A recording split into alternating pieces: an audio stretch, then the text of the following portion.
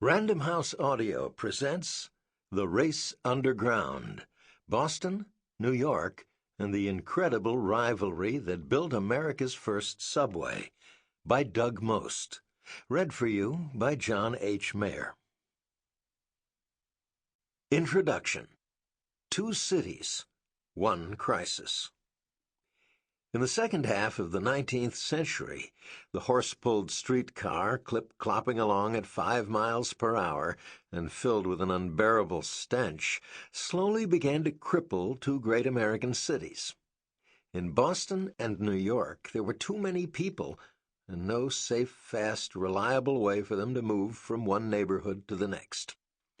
In the summer heat, carriages inched forward until the animals reared up their legs in frustration, and police had to come out swinging their clubs to restore peace. During the winter, it was no better. Horses struggled to get their footing in the snow and ice, and were driven to exhaustion, or sometimes death. When a solution to the problem finally emerged, a subway, it was rejected time and again, either by corrupt politicians, selfish businessmen, or terrified citizens. "A menace to the health of the public," a man of the Times said. A newspaper article went even further, describing a subway ride like living in a tomb. This is a story about fabulously wealthy Gilded Age industrialists and dirt-poor immigrants during a period when Fifth Avenue mansions and Beacon Hill brownstones stood blocks from sheet-covered shanties and rat-infested tenements.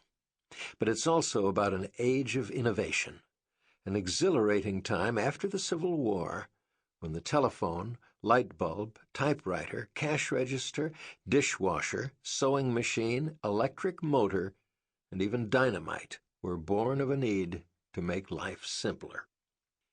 As the pressure mounted on Boston and New York in the final decade of the 19th century to reduce the congestion on their streets and expand their livable boundaries, it was an unlikely pair of brothers from a tiny town in central Massachusetts who rose up to help.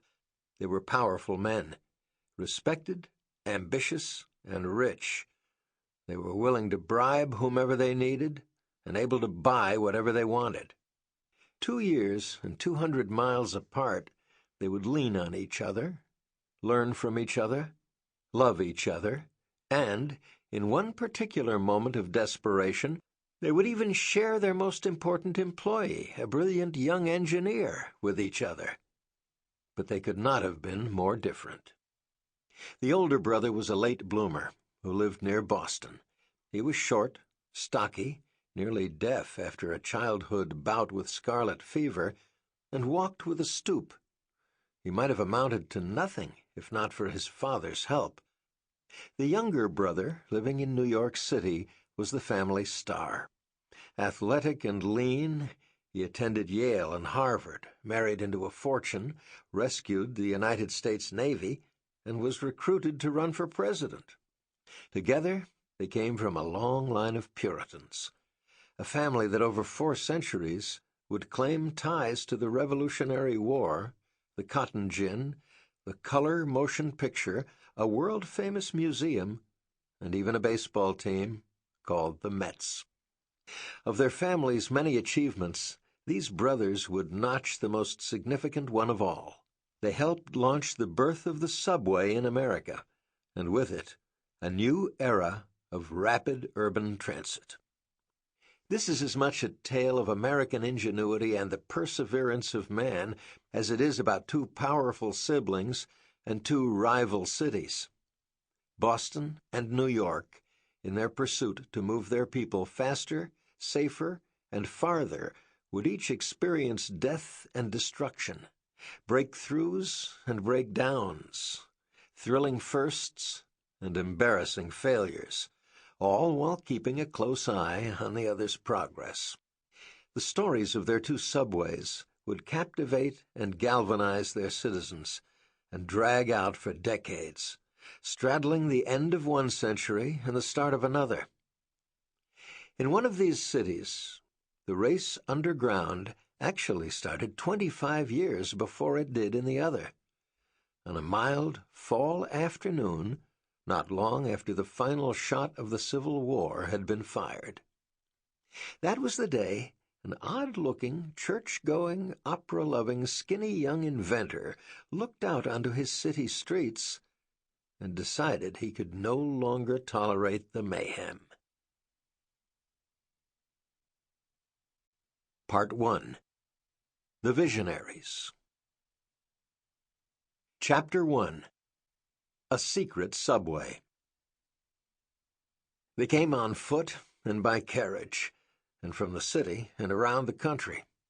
On September 12, 1867, thousands of people lined up outside the 14th Street Armory, a hulking gray building in downtown New York, to see what the future held for them. The women wore hoop skirts and their finest bonnets. The men came in their dark suits and perfectly knotted ties. The American Institute Fair was more than an event. It was a monument to the times, the place to come and see the latest crazy ideas that the inventors of the day had dreamed up, and to get a glimpse of the fantastic future. This year, one particular innovation, which a reporter for the New York Times had seen during a sneak preview and raved about in an article, was turning the 37th year of the fair into a spectacle before it even opened. The American Institute Fair, started in 1829 as a way to encourage innovation in the country, showcased a collection of novelties, some practical, some bizarre. For a number of years, the fair had no permanent home, until it grew so big that organizers decided it deserved its own space. A group of financiers, including August Belmont and William Cullen Bryant, two of New York's richest men, imagined a warehouse-sized building more grand than London's glittering Crystal Palace, and on 42nd Street and 6th Avenue, in the same place where George Washington's troops had once been chased across a field by redcoats, that's what they built. Their own Crystal Palace was shaped like a Greek cross and topped by an enormous 123-foot-high dome, the tallest in America.